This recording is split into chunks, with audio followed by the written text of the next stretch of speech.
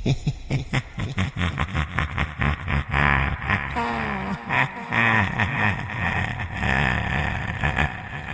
नहीं छोड़ूंगा। ये मेरा शिकार है, मेरा, और मैं इसे किसी भी हालत नहीं जाने दूंगा। कोशिश भी मत करना मुझसे इसे ले जाने की। आप सभी का बहुत बहुत स्वागत है the scary story YouTube channel में। आज की कहानी का नाम है निशी, और ये कहानी भी बहुत ख़ास है मेरे लिए, क्योंकि इस कहानी में मैंने एक ऐसी एंटिटी के बारे में जानी जिसका एक्सपीरियंस मेरे बड़े मामा ने ऑलरेडी कर ली थी। जी हाँ दोस्तों, जो मेरे बड़े मामा हैं उनके साथ एक बहुत ही कह सकते हैं कि बहुत बुरा हादसा हुआ। अगर वो रात नाना जी सही वक्त पर सही काम नहीं करते तो शायद आज बड़े मामू के साथ कुछ भी हो सकता था। ये कहानी जो है ये मुझे मेरे मम्मी ने मेरे साथ शेयर की और कहा कि ये ज़रूर डालना चाहिए ताकि लोग अवेयर रहे इस बात का कि हमें दिन के कुछ समय का खास ध्यान रखना चाहिए और कहीं पे भी किसी भी समय ऐसे ही यूँ निकल नहीं जाना चाहिए। अभी आप ये नहीं बोल सकते कि मैं शहर में रहता हूँ तो ये सब चीज़ें नहीं होती है। खैर, भगवान करे कि आप कभी ये सब चीज़ों को एक्सपीरियंस ना करें। बने रहिएगा हमारे साथ इस कहानी में। आशा करती हूँ आपको सुन के अच्छा लगेगा, और अगर अच्छा लगता है तो लाइक ज़रूर कीजिएगा दोस्तों, इससे हमें बहुत बहुत सपोर्ट मिलता है। अगर कुछ भी कहना है तो आप कमेंट करके हमें ज़रूर बता सकते हैं, और लिंक में है हमारा इंस्टाग्राम आईडी जहाँ पे जाके आप हमें फॉलो कर सकते हैं। शुरू करते हैं आज की कहानी। मेरी दादी माँ अक्सर कहा करती थी कि एक दिन में कुछ ऐसे वक्त होते हैं जब हमें थोड़ा सा ध्यान रखना चाहिए। हालांकि आजकल हम लोग ये सब कुछ ज़्यादा मानते नहीं हैं।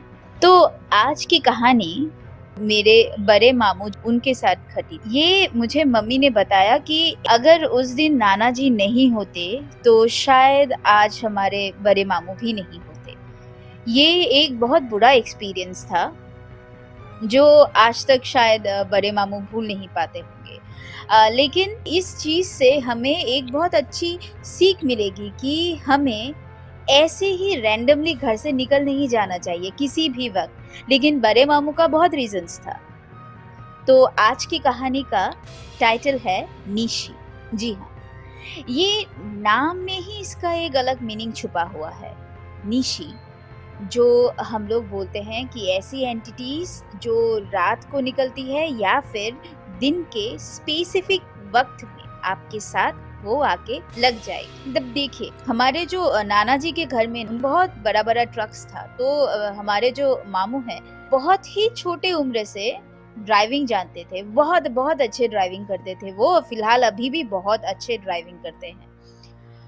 उस दिन जब ये सब ड्राइविंग के बारे में बातें हो रही थी ना, तब मम्मी ने शुरू किया कि एक बहुत बुरा वक्त हुआ था। तब हर रात को हमारे बड़े मामू के साथ कुछ ना कुछ घटता था और घर के लोगों को कुछ समझ में नहीं आता था। बहुत आवाजें आती थी उनके कमरे से, और सुबह जब होती थी तब बिल्कुल सब कुछ नॉर्मल होता था, लेकिन बड़े मामू के शरीर में कुछ निशान जैसे बैठ जाते थे। बड़े मामू जान इतने ज्यादा ध्यान नहीं देते थे ये सब चीजों में, लेकिन जो घर में जो नाना जी थे और नानी माँ जो थी वो सब बहुत ज्यादा कंसर्न थे कि अरे ये क्या हो रहा है। ये नाना जी ने जब नोटिस करना शुरू किया तब उन्होंने बड़े मामू जान को कहा कि तुम जब रात को सोते हो तो अपना दरवाजा जो है वो लगा के मत सोया करो, वो खोल के सोया करो। लेकिन मेरे बड़े मामू जान से शांत एनवायरनमेंट चाहिए, उनको सोना है तो कोई डिस्टर्ब नहीं हो। ये सब ऐसे टाइप ऑफ एनवायरनमेंट में मतलब वो ज्यादा प्रिफर करते थे सब कुछ। उन्होंने पहले 1-2 दिन तो उन्होंने नाना जी का बात सुना ही नहीं। इसके बाद जब उन्होंने देखा कि नहीं ये थोड़ा सा प्रॉब्लम हो रहा है, तब अभी बॉडी में कुछ ज्यादा ही निशान बन रहे, तो शायद तब मैं सुन लेता पिताजी की बात। ऐसे सोचकर एक रात में उन्होंने अपना कमरे का दरवाजा खुला छोड़ दिया, और उस रात को नाना जी, नानी माँ और बाकी के घर में मेरी मम्मी, मेरी मौसी जी और मेरे छोटे मामू सब लोगों ने साफ साफ उस दिन सुना कि उनके घर से कैसी अजीबो-गरीब आवाज़ें आ रही थी।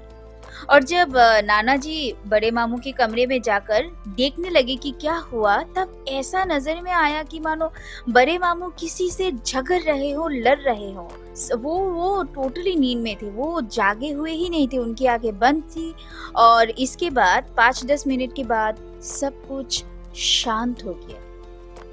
वो अपने कमरे से निकले, उन्होंने दरवाजा खोला, मेन दरवाजा जो है वो खोला, गेट से वो बाहर निकल गए। निकल के वो सीधा चलने लगे। चलते चलते चलते वो बहुत दूर पहुंच गए और एक बहुत बड़े से, वो क्या पैर था तो मुझे पता नहीं था, उसके नीचे जाके बड़े मामू बैठ गए। बैठ के वो बातें करने लगे। फिर जब नाना जी ने जाके उनको धक्का देकर बुलाया कि अरे तू किससे बात कर रहा है, फिर बड़े मामू जान एकदम से वहाँ पे गिर गए, बेहोश हो गए। नाना जी ने बहुत तकलीफ के साथ बड़े मामू को वहाँ से उठाकर उन्होंने घर पे वापस से बड़े मामू को वो ले आए। लेकिन ये जो बात थी, ये बहुत ही चिंता की विषय बन चुकी थी।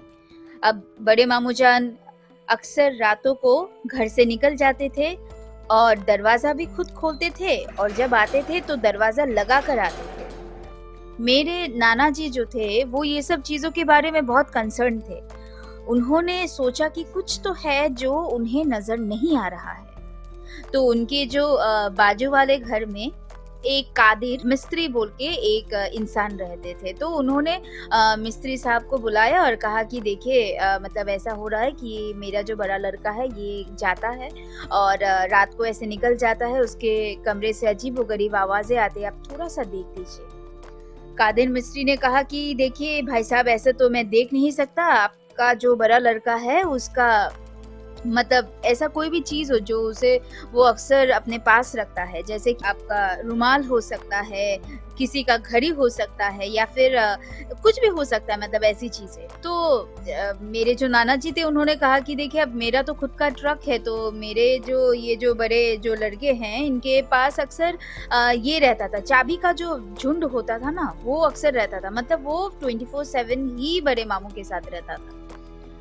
तो कादिर मिस्त्री ने कहा कि ठीक है, आप वो वाला ले आइए मेरे पास, मैं देखता हूँ कि क्या हुआ। वो अमावस्या की रात थी जिस रात में कादिर मिस्त्री ने मतलब नाना जी से कहा कि मैं करने वाला हूँ ये सब कुछ, तो आप लेके आइएगा। नाना जी ने कहा ठीक है, मैं लेके आता हूँ।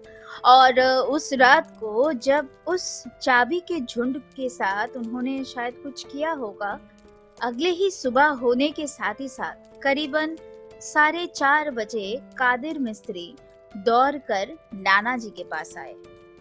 नाना जी ने कहा कि अरे इतना सुबह सुबह आने की क्या जरूरत थी, मैं कुछ वक्त बाद तुम्हारे वहाँ पे जाने ही वाला था। ये सुनने के बाद कादिर मिस्त्री ने कहा कि देखिए ये मामला जो है ये बहुत ही बिगड़ा हुआ है, आपको अभी ही कुछ करना पड़ेगा। नाना जी ने कहा कि कैसे बिगड़ा हुआ है मुझे समझ नहीं आया। इस पर कादिर मिस्त्री ने कहा कि आपका जो लड़का है इसके साथ निशी घूम रही है। नाना जी को पता तो था कि निशी क्या होती है, लेकिन बड़े मामू के साथ निशी आखिर आया कहाँ से, क्योंकि बड़े मामू जान बाहर कभी भी कहीं पे भी नाइट स्टे नहीं करते थे। वो हमेशा अपने काम के साथ काम रखते थे और लौट कर घर आ जाते। तो इस चीज का लगना ये थोड़ा सा अजीब था। पर कादिर मिस्त्री ने कहा कि देखिए ये आपका जो चाबी का झुंड है, इससे पता चलता है कि आपका जो लड़का है वो करीबन 1 महीने पहले एक ऐसे जगह पे गया हुआ था जहाँ पे 3 कुआं 3 अलग अलग दिशाओं में स्थित था, और उसी 3 कुएं के जो बीच का जो एरिया है वहां से ही ये निशी आपके बड़े लड़के के शरीर में लगी। नाना जी को तो खैर वो इलाका पता तो नहीं था, लेकिन फिर नाना जी ने कहा कि एक रात को जब नाना जी ने बड़े मामू को फॉलो किया था, तब उस रात को बड़े मामू ने एक बहुत बड़ा सा पेड़ था उसके नीचे वो जाकर बैठ गए थे और वहां पे वो किसी से ऐसे बात कर रहे थे मानो कोई उनके सामने बैठा हुआ हो। इस पर कादिर मिस्त्री ने कहा कि आपने जिस चीज को देखा वो कोई पेड़ पौधा नहीं है, वो वही निशी है जो पैर का रूप धारण कर कर वहां पे रुका हुआ था। अगर 2-3 दिन और ज्यादा बीत गए तो आपको आपके लड़के के जान से हाथ धोना पड़ेगा। नाना जी को तब बहुत डर लगा और उन्होंने कहा कि क्या उपाय है, आप हमें बताइए, हम जो भी हो सके वो करेंगे बहुत जल्द से जल्द। तब कादिर मिस्त्री ने कहा कि ये अमावस्या तो नहीं हो सकती, लेकिन 2 दिन बाद एक बहुत ही अच्छा समय है। आपको रात के 12 बजे करीबन एक काला रंग का कबूतर लेकर आना पड़ेगा और आपको आपके बड़े लड़के को यहाँ पर छोड़ के जाना पड़ेगा। और ध्यान रहे, सिर्फ आप और आपका बड़ा लड़का, इन दोनों को छोड़कर वहां पे और कोई नहीं होना चाहिए। नाना जी ने कहा कि चलो ठीक है, मैं आप जैसे कहते हैं मैं वैसा ही करूंगा। कादिर मिस्त्री ने ये सब बोलकर वो वहां से चले गए। और हाँ, जाने से पहले जब कादिर मिस्त्री बड़े मामू के कमरे के सामने से गुजर रहे थे, तब बड़े मामू ने कादिर मिस्त्री को बड़े बड़े आंखों से तब तक घूरना नहीं छोड़ा जब तक कादिर मिस्त्री घर से पूरा निकल नहीं गए। तब तो देखिए फोन तो होता नहीं था, लेकिन कादिर मिस्त्री ने और एक लड़के से एक खबर भिजवाई कि आज रात को आप आपके लड़के को उसी बताए हुए जगह पे लेके आइएगा, क्योंकि अगर आज रात आप आपके लड़के को हमारे यहाँ नहीं ला पाए तो कुछ भी हो सकता है। नाना जी ने कहा था कि तब तो उन्होंने बोला कि कल रात को, अभी बोल रहे आज रात को, ये क्या बात है। तो इस पर उस छोटे से लड़के ने कहा कि कादिर मिस्त्री साहब ने आपको इसीलिए बताया क्योंकि आपके जो बड़े लड़के हैं वो दरवाजे के सामने खड़े होकर सब सुन रहे थे, और जब कादिर मिस्त्री साहब यहाँ से जा रहे थे तो वो खिड़की के सामने से उन्हें घूरे जा रहे थे, तो इसीलिए झूठ बोलना पड़ा।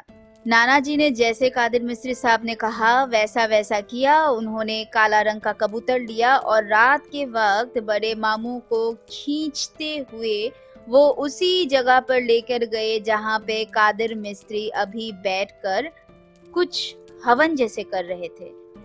कादिर मिस्त्री ने कहा कि आप आपके बड़े लड़के को यहाँ पे बिठाइए और आप दूर चले जाइए, आपको यहाँ पे अभी आने की कोई जरूरत नहीं है। बड़े मामू तो बहुत गुस्सा हो रहे थे, उन्होंने नाना जी को एकदम कसकर पकड़ के रखा, लेकिन तब कादिर मिस्त्री ने कुछ पढ़कर ऐसे मतलब बड़े मामू के ऊपर फेंक दिया।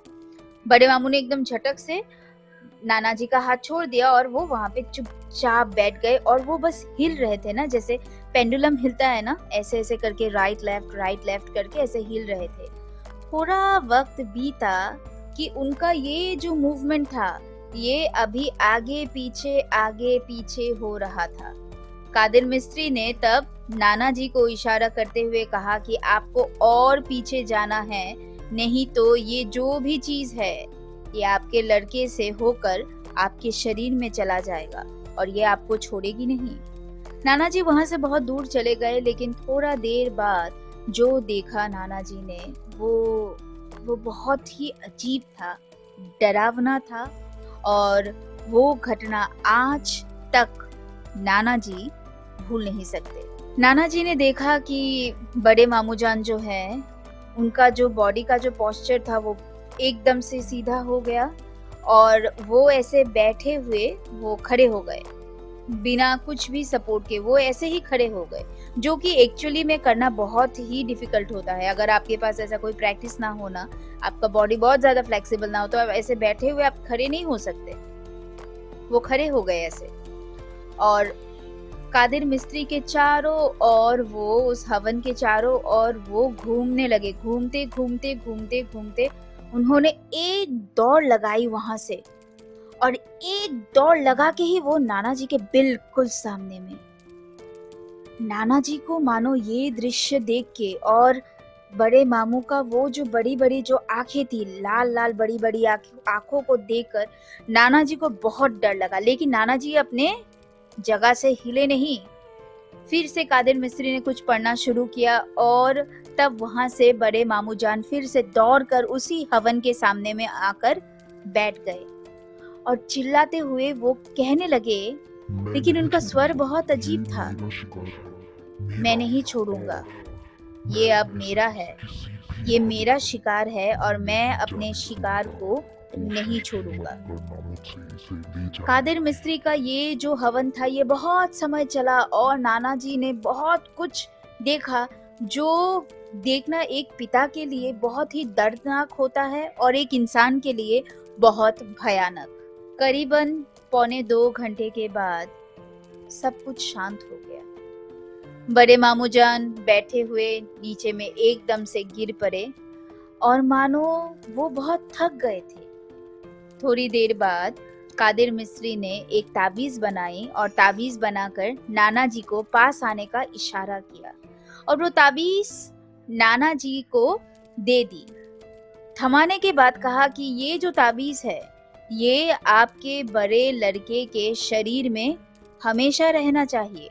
जब तक वो जिंदा है तब तक ये ताबीज उसके पास रहनी चाहिए, क्योंकि जिस दिन ये ताबीज उसके शरीर से खुल जाएगी मानो उसी दिन आपके बड़े लड़के की मौत तय है।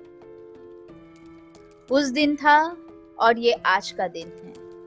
वो ताबीज अभी तक बड़े मामू जान के पास है और वो बिल्कुल सुरक्षित है। ये जो भी चीज है ना, हम लोग ऐसे मानते नहीं हैं आजकल निशी को, या फिर ऐसे वक्त में 12 बजे में निकलना नहीं चाहिए। हम लोग सोचते ये सब अंधविश्वास है, लेकिन कुछ कुछ ऐसी एनर्जीज होती है जो हमारे बॉडी के साथ जुड़ जाती है और हम तब कुछ कर नहीं पाते। इसलिए आगे से आप ध्यान रखिएगा, किसी भी वक्त घर से मत निकलिएगा। क्या पता आपके साथ कोई लग जाए और वो चीज बाद में आपको बहुत परेशान करे। दोस्तों, ये थी आज कहानी निशी की। आशा करती हूँ आप सब लोगों को बहुत पसंद आएगा। Thank you. दोस्तों, अगर आप चाहते हैं कि आप ऐसी ही सच्ची घटनाएं और सुने तो ये कहानी के अंत में कुछ और कहानियां जुड़ी हुई है। आप उन वीडियोस को क्लिक कर सुन सकते हैं। धन्यवाद।